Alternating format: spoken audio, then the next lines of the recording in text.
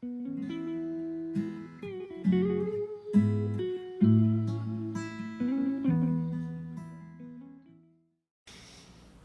à palavra de Deus, palavra do Senhor nosso Deus.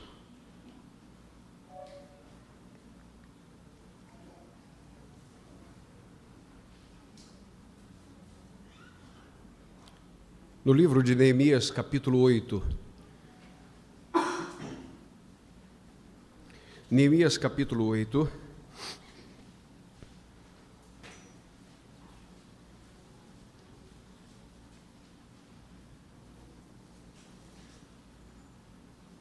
Nós vamos até o versículo 12 por hora.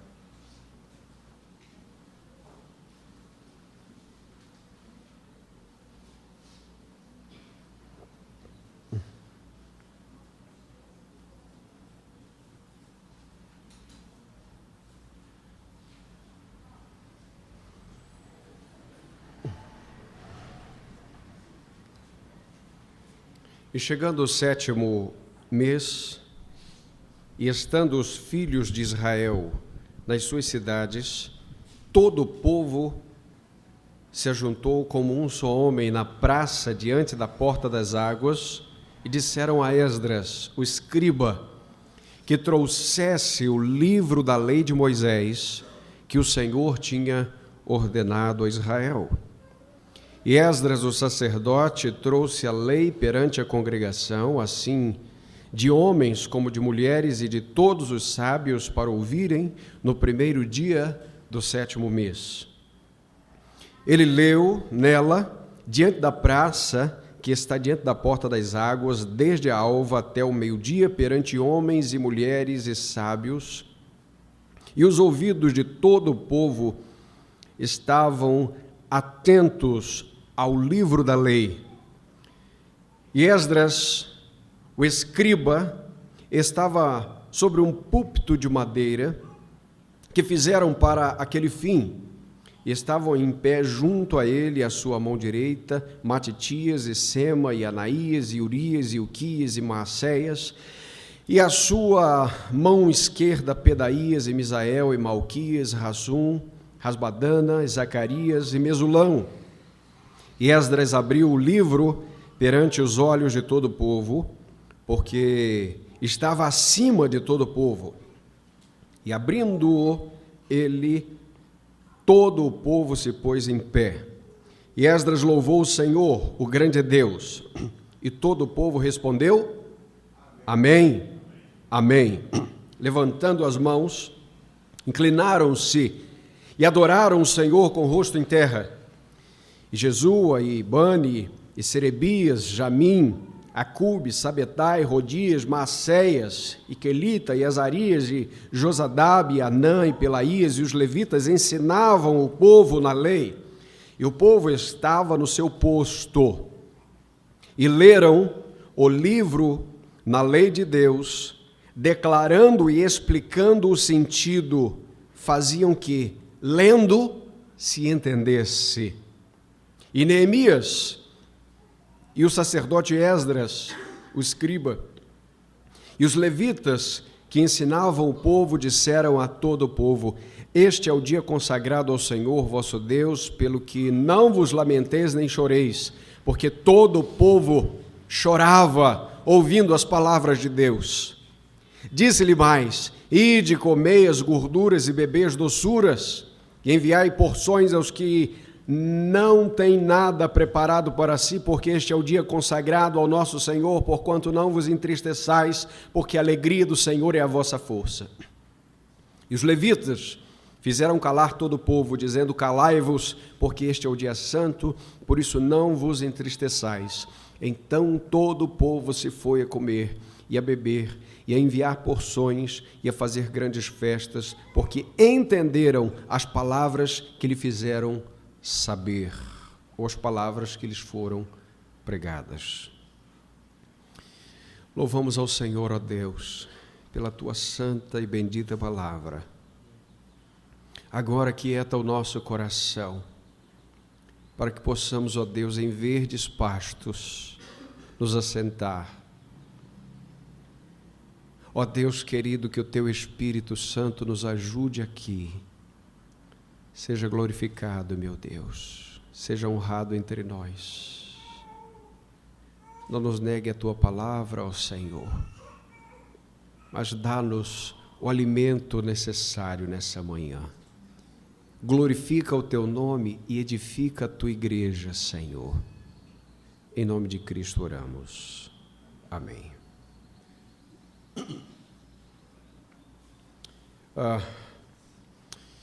Sem dúvida, meus queridos, Esdras é um dos maiores pregadores do Antigo Testamento. Esdras foi um homem profundamente usado por Deus na pregação.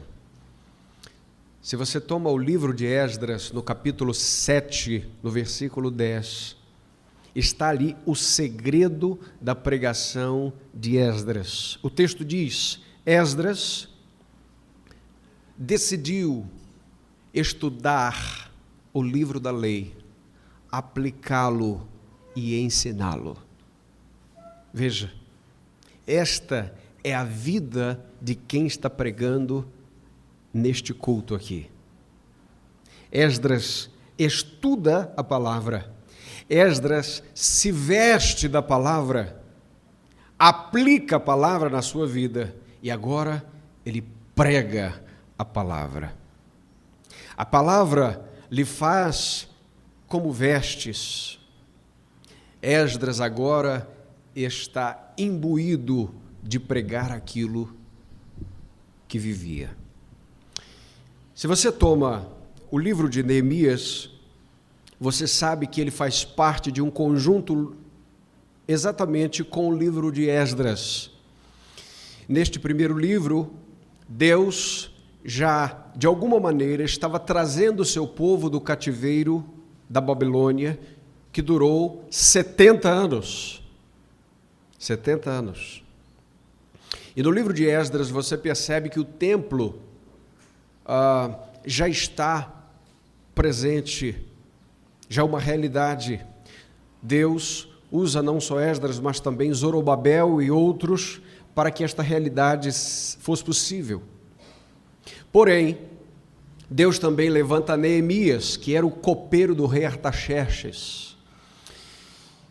E é neste momento que uma segunda leva, podemos dizer assim, numa espécie de pré-reforma e reforma, que Esdras agora é ladeado por Neemias, que é um grande líder do povo. E neste momento, o retorno do povo de Deus, que saíra do exílio babilônico, vai se completar. Portanto, por mais de 20 anos, isto acontece. Isto vai acontecendo. E no capítulo 3 de Neemias, você percebe que Neemias e toda a sua equipe são responsáveis agora por construírem os muros, as torres e as portas da cidade. Já havia o templo, mas a cidade estava completamente desconfigurada.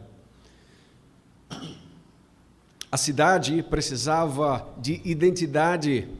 A cidade estava ainda devastada porque entravam e saíam aqueles que queriam fazer. Deus, então, no capítulo 3, vemos isso do livro de Neemias, levanta o povo para construir os muros, e muros têm relação com pertencimento, ou seja, isso pertence a nós. As portas, que tem relação direta com segurança e autoridade, entra e sai do que me pertence, quem eu entendo que deve entrar e sair, e as torres, que eram uma espécie de guarita para as sentinelas de Israel, onde o povo se sentiria mais seguro, onde o povo poderia ver o inimigo à distância e gritar para todos para a defesa daquilo que lhes pertencesse, reforçando as portas e trancas.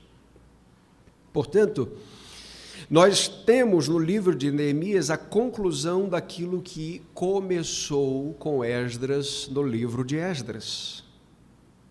Mas veja que coisa interessante. Aqui no capítulo 8, conclui-se aquilo que começou com Esdras. Esdras é um pregador. Perceba isso. A reconstrução do povo de Deus começa com pregação e termina com pregação. Até o capítulo 8, nós vemos Deus reconstruindo muros, torres e portas. Para isto, levanta um grande povo. Mas quando Deus quer reconstruir o seu povo, Ele o faz com a pregação da palavra. Até aqui, Deus reconstrói com tijolo, com argamassa, com cimento, com mão de obra. A partir daqui, Deus o faz através da sua palavra poderosa, santa e bendita. E é neste momento que Esdras está diante do povo. E Esdras lê a lei diante do povo. E, em primeiro lugar, nós vemos aqui a atitude do povo diante da pregação das Escrituras. E isso nos importa muitíssimo aqui, porque vamos falar de culto ainda. Veja, o texto diz que o povo, isso está no verso 1, juntou-se como um homem só. Já viu um exército marchando? Como um homem só. Uma só passada, uma unidade, uma intenção, um pensamento. E esta unidade de pensamento tem ajuntamento espontâneo. Já viu o que se chama de incêndio espontâneo? Ninguém mecanicamente o gerou, mas ele foi gerado por um calor que chegou até aquele lugar. É exatamente assim, é esse tipo de espontaneidade que acontece diante do povo. O texto diz que todo o povo se reuniu na praça diante da porta das águas. Mas há uma outra atitude desse povo que é sede de ouvir a pregação, porque ajuntamento não necessariamente significa culto. E vamos ver isso um pouco depois. Você pode ir, por exemplo, a um cemitério, estão todos juntos, todos unidos, todos na mesma direção, mas não há vida, não há culto, não há nada. Ao passo que se você for num parque de diversões, há muita gente, há gritaria, há uma espécie de frenesi, mas quando você desliga a tomada, todo mundo vai embora, apagam-se as luzes e ninguém mudou a vida de ninguém.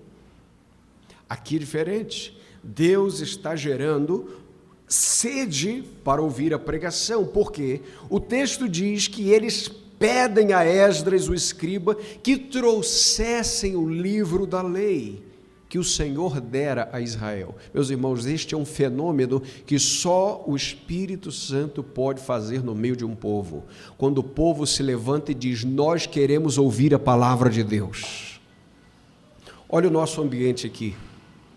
Sábado pela manhã, quantos jovens, quantos adultos, senhoras e senhores, querendo ouvir a santa e bendita palavra de Deus. Homens não podem fazer isto, somente a graça de Deus agindo pelo seu Espírito Santo na igreja. E este é o tipo de avivamento solene que Cristo faz em sua igreja, que não requer um nível maior do decibel, mas tem relação direta com o aprofundamento das Escrituras, que silencia a oração da alma. Perceba que o povo está com sede de ouvir, mas ele também busca entendimento. O verso 2 diz que no primeiro dia do 7º mês, o sacerdote Esdras trouxe a lei perante o povo da comunidade, que era constituída de homens e mulheres e de todos que podiam entender, ou seja, todos aqueles que podiam ter entendimento das Escrituras estavam lá. E não só eles buscam entendimento, mas nos parece aqui que eles são muito pontuais e esforçosos no entendimento das Escrituras. O texto diz no verso 3 que ele leu em voz alta em frente da praça, diante da porta das águas, desde o alvorecer até o meio-dia. Que horas que é o alvorecer dos judeus? 6 horas. E até que horas? Meio-dia. Veja que interessante aqui. Na presença desses todos. É muito importante, querido, querida, que a gente compreenda que este povo aqui está de pé. Temos aqui um auditório privilegiado, aliás, muito bonito. Pastor, que bênção, para a glória de Deus. Assentos acolchoados, temos ar-condicionado. Graça, que bênção, louvado seja Deus. Mas esse povo aqui estava em pé na praça, 6 da manhã ao meio-dia, esperando a palavra chegar ao coração. Veja que coisa. Os tempos mudam, a sede da palavra de Deus permanece. Isso é importantíssimo. E agora aqui eles estão dando atenção e prioridade. E todo o povo estava atento à leitura da lei. Vou repetir, o povo estava atento à leitura da lei. Há cultos que hoje você frequenta, visualiza ou fica sabendo que não há sequer menção das Escrituras. Meus irmãos, nós precisamos resgatar, falaremos disso daí a pouco, a leitura das Escrituras no culto da igreja. Perceba que o povo tem atenção, e não só isso, a piedade no coração do povo. Veja o verso 5, isso tudo gerado pelo próprio Senhor. Desde um lugar mais alto, veja, Esdras abriu o livro e todo o povo conseguia vê-lo. Assim que abriu o livro, todo o povo se pôs em pé, e o povo permanecia em pé no seu lugar. Agora veja, importante que agora o simples movimento de abrir o rolo já faz com que o povo fique em pé para ouvir a palavra. Ok, isto nos aponta um sentido de reverência cultural da época. Até hoje isso é um tanto similar a nós. Quando chega uma autoridade, ficamos em pé. Quando chega alguém que muito amamos ou que respeitamos, ficamos em pé. Aqui, a palavra de Deus põe o povo de pé em dois sentidos, espiritualmente falando, mas fisicamente falando. Nós temos uma devoção e uma piedade gerada pela reverência. Agora veja, reverência que é apenas formal não é reverência. Se você fica de pé diante das Escrituras, mas quando você sai do culto, tua vida é uma baderna, então a palavra de Deus não cortou teu coração. Reverência não é somente fechar os olhos na oração, erguer uma das mãos nos cânticos ou ficar de pé diante da leitura da palavra. Reverência é quando eu e você estamos diante do pecado e você deseja o pecado, você quer o pecado, mas você diz: Cristo é mais doce, o Cordeiro é digno. Naquele momento, a tua mente alcançou o culto racional, porque a tua alma foi cortada pela palavra. O pastor não está olhando, a sua igreja não está olhando, o Senhor está sondando o teu coração, e a conclusão que você chega é sempre: o Cordeiro é digno. Isto é reverência. Bem, estas são as atitudes do povo, mas nós vemos também atitudes da liderança diante da pregação da palavra. Em primeiro lugar, nós vemos que esta liderança aqui está diante das Escrituras, e esta liderança tem como primazia colocar a pregação diante do povo em evidência. Isso é papel dos líderes. Veja o que diz verso 4. O escriba Esdras estava em pé sobre um estrado de madeira, que havia sido feito para quê, gente? Para este fim. E estavam em pé junto com ele e à sua direita Matitias, Sema, Anaías, Urias, Ilquias, Maceias, e à sua esquerda Pedaías, Misael, Malquias, Rassum, Rasbadana, Zacarias e Mesulão. Verso 5, e desde um lugar mais alto, Esdras abriu o livro e todo o povo conseguia vê-lo. Assim que abriu o livro, todo o povo se pôs em pé. Qual é a intenção aqui? Temos o pregador que é Esdras, mas temos um povo que é muita gente. Nós precisamos fazer com que não o pregador apareça, mas que a pregação chegue aos ouvidos e ao coração de todos. Vocês têm ideia por que o púlpito, por exemplo, é no centro da plataforma de culto? Isso tem relação direta com o movimento da reforma, mostrando que a pregação da palavra de Deus tem primazia, traz Cristo para o centro da igreja. Isso é muito importante saber. Nós não temos um púlpito no canto, nós não temos um púlpito na entrada, nós não temos qualquer coisa deslocada. Nós temos aqui, querido, querida, algo intencional. E perceba que quanto mais visível for esta palavra e quanto mais audível for esta palavra, mais as pessoas são e serão abençoadas.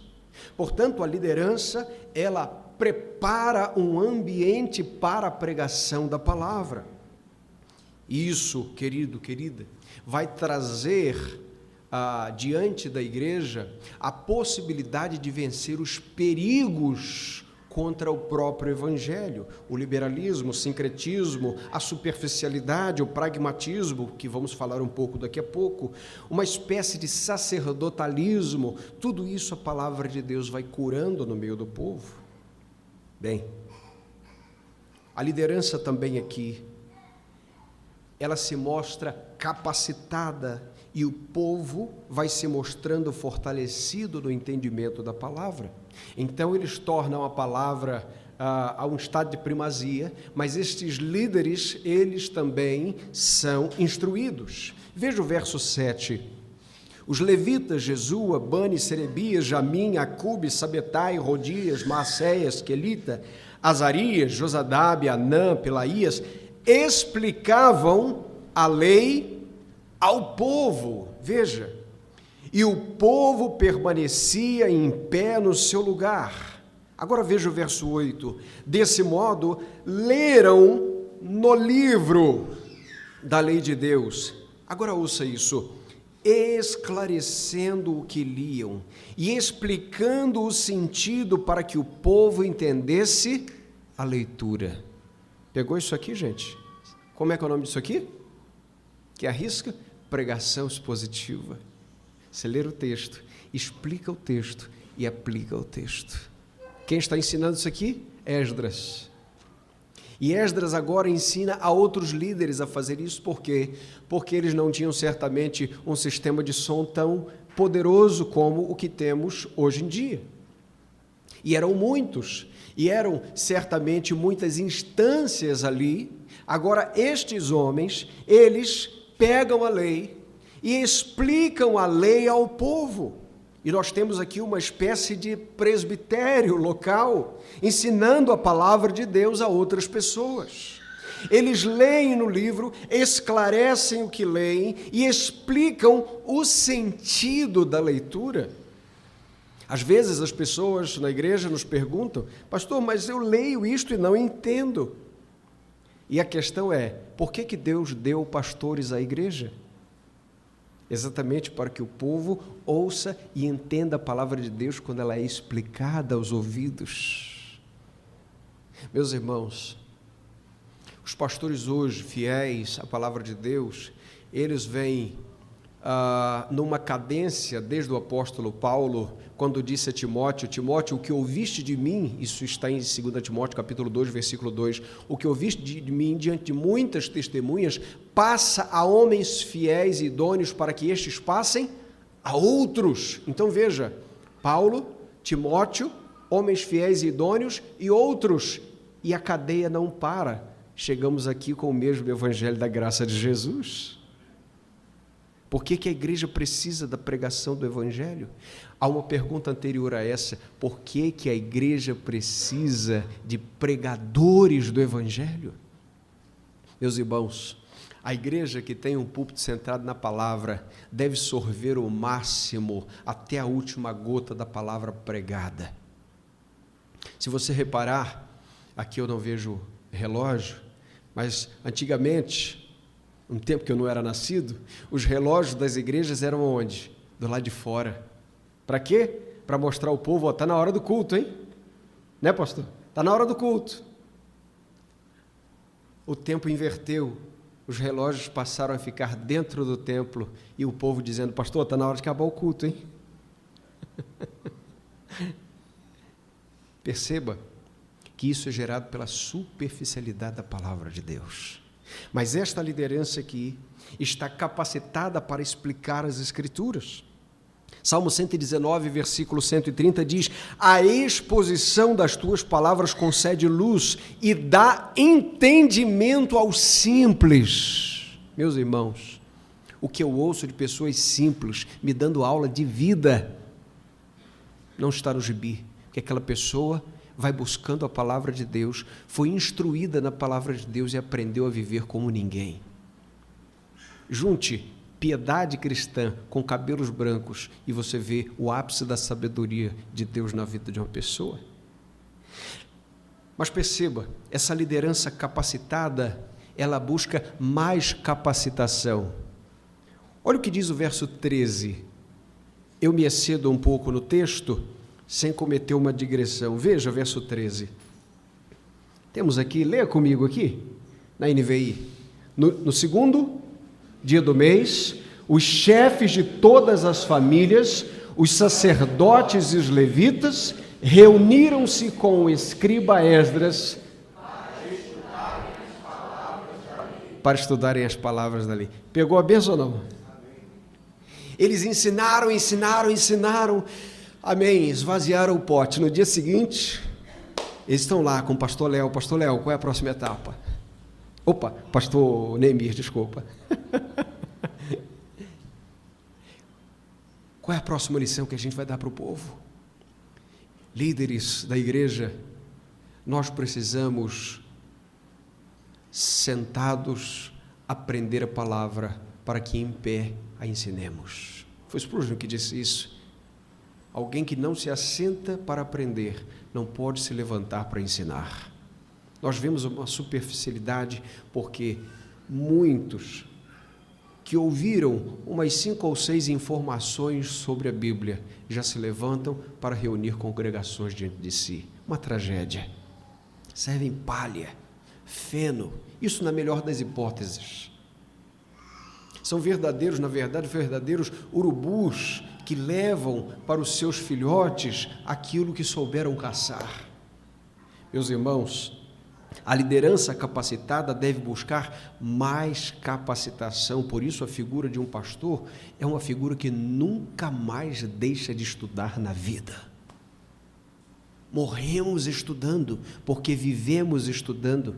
É como um pavio que ele só deixa de ser útil quando chega no seu final, parou de queimar, então acabou.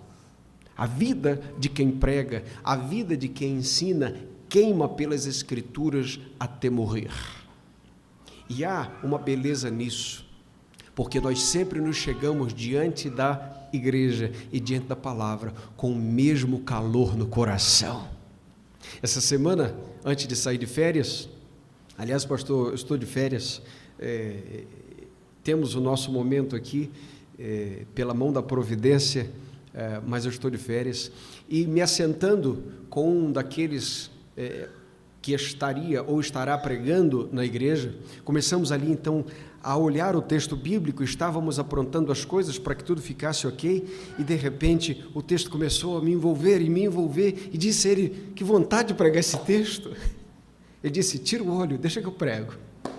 Coisa linda, é a palavra que vai nos invadindo e você deseja mais e mais. Não é como um balde que para debaixo de uma goteira. Não. Você pega esse balde e vai até o mar da graça, e quanto mais você tira, mais você tem, até que você desiste do balde e diz, vou mergulhar. É o momento em que você está assentado, começando a avaliar a mensagem, mas naquele momento o Espírito Santo começa a fazer o seu trabalho, e agora não é você que avalia a pregação das Escrituras, mas as Escrituras começam a avaliar você. E as coisas se corrigem na sua rota. E nós saímos então muitas vezes reprovados, quebrantados, porque avaliados fomos, e em tantos perímetros da alma, nós fomos medidos em falta. Louvado seja Deus que nos corrige a rota. Perceba aqui, querido, querida, que há dois tipos de liderança aqui. Há o tipo da liderança do povo e há o tipo de liderança na família. Deus levanta pastores para a igreja, líderes para a igreja, mas também o faz dentro de cada família. Você sabe que uma igreja bem pastoreada é uma igreja que tem um pastor bíblico, mas sabe qual é a igreja que é melhor pastoreada? É aquela que tem pastores bíblicos no púlpito, mas pastores bíblicos liderando os lares. Aqueles que chamam a família para a oração, aqueles que buscam o Deus da graça e a graça de Deus. Portanto, uma igreja bem pastoreada, ela é feita de vários pastores na família. Eu estou dizendo que homens são aqueles que lideram a família. Bem, essa liderança capacitada tem autoridade para consolar e para aconselhar o povo. E nisto vocês vão ouvir muito melhor na parte da tarde com o próximo preletor. E o texto diz no verso 11, os levitas acalmaram todo o povo, porque o povo estava chorando, gente, diante da palavra. Acalmai-vos, porque este é o dia santo. Por isso, não vos entristeçais. Os líderes agora, imbuídos que estavam de ensinar a palavra, o povo chora, o povo se quebranta, mas agora há a boa notícia. Meus irmãos, o evangelho é sempre uma má notícia seguida de uma boa notícia, não é só para o ímpio, é para o justo também. Porque para o ímpio, a má notícia é você está perdido no inferno. A boa notícia é você é salvo pela graça. Mas para aquele que é salvo pela graça, vem o chicote de Deus, vem a disciplina do Senhor, e a gente também chora. A gente também se quebranta, mas vem também a misericórdia e o bálsamo. O Deus que fere é aquele que cura. Meu querido Marquinhos está aqui com o joelho aberto, quer dizer, foi aberto, rompeu um tendão, um ligamento. Que dor! Dá para ouvir o barulho da coisa rompendo. Tem que abrir o joelho e fazer de novo. Quantas vezes, meus irmãos, esse é o poder da palavra na nossa vida. Ela vai abrindo a nossa vida, gerando quebrantamento.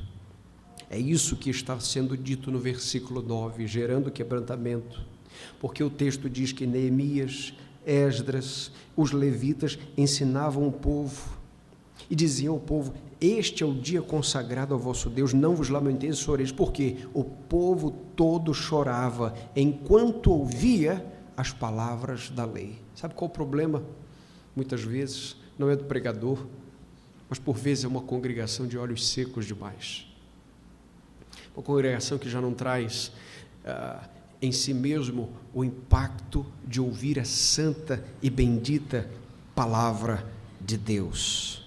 Diante disso, meu irmão, nós não temos outra opção senão pedir a Deus que quebrante o coração do povo. Quantas vezes nós estamos pregando a palavra e nós vemos nitidamente uma desatenção profunda gerada pelas preocupações desse século. Gente que voa com pensamento, gente que se espreguiça, gente que sai do auditório com uma incontinência urinária que só a oração para resolver. Já disse lá na igreja que a gente vai montar um consultório na igreja só para tratar incontinência urinária. Por quê? É um entra e sai. Sabe como? Meu irmão, minha irmã, você está num filme, dura 2 horas no cinema, tu chega na hora, chega ou não chega? Tu briga com todo mundo para chegar, tu tem que pegar até aquelas aberturas do filme que você nem vai assistir. E depois que termina, você fica até as letrinhas terminarem de subir, porque tu sabe que no final sempre tem alguma coisa. Na hora do culto, chega tarde, incontinência urinária, garganta seca, vai pigarreando o tempo todo, pior do que eu. Bom, aí Deus então, falando através da sua palavra, precisa quebrantar esse povo. Um povo que muitas vezes precisa sair do exílio para dar atenção à preciosa palavra. Sabe por que o povo foi parar no exílio, gente? Porque não deu atenção à palavra preciosa. Sabe por que eles estão de pé agora de 6 ao meio-dia? Porque eles tinham acabado de sair do exílio. O que eles queriam? A palavra. Meus irmãos, nós não podemos querer a palavra só em tempos difíceis. Mas que bom que Deus nos provê tempos difíceis para amarmos a palavra. E agora Deus está aqui reconstruindo o seu povo, porque paredes, ferrolhos, portas, trancas e torres não formam um povo, formam uma cidade. Deus forma e transforma o seu povo pela sua palavra. A palavra pregada que vai entrando no meio do povo, e agora a identidade do povo de Deus vai sendo revigorada. E o povo começa a chorar. O povo começa, ao mesmo tempo, se quebrantar, mas também se alegrar. Por quê? Porque no verso 10, há uma ordem para eles: ide, comei e bebei do melhor que tiveres, e enviai algo aos que não têm nada preparado para si, pois este é o dia consagrado ao Senhor. Portanto, diz o texto, não vos entristeçais, pois a alegria do Senhor, vamos juntos, a alegria do Senhor é a nossa força. Não é algo nosso que é a nossa força, é a alegria do Senhor que é a nossa força. E eu gosto disso, porque a alegria que vem do Senhor também passa pelos pesos da vida. Você não cresce fisicamente em força sem pegar peso. Acontece que os pesos são sempre os mesmos. Nós é que mudamos. Quando eu era criança, eu ajudava minha mãe a levar as compras para casa. E eu me sentia o Conan. Ok, deixa eu atualizar isto. O Thor. Ok, os antigos sabem do que eu estou falando. Quando eu pegava 5 quilos de arroz, pegou a benção ou não? Magrelinho, parecia que tinha engolido uma gaiola. Marquinhos me conheceu, magrinho, deitava na agulha e cobria com a linha. Estava lá com aquela saca de arroz, 5 quilos, que ato heróico. Hoje os 5 quilos de arroz pesa quanto, gente? 5. Só que eu os pego com mais facilidade. Os pesos são os mesmos, quem mudou fui eu.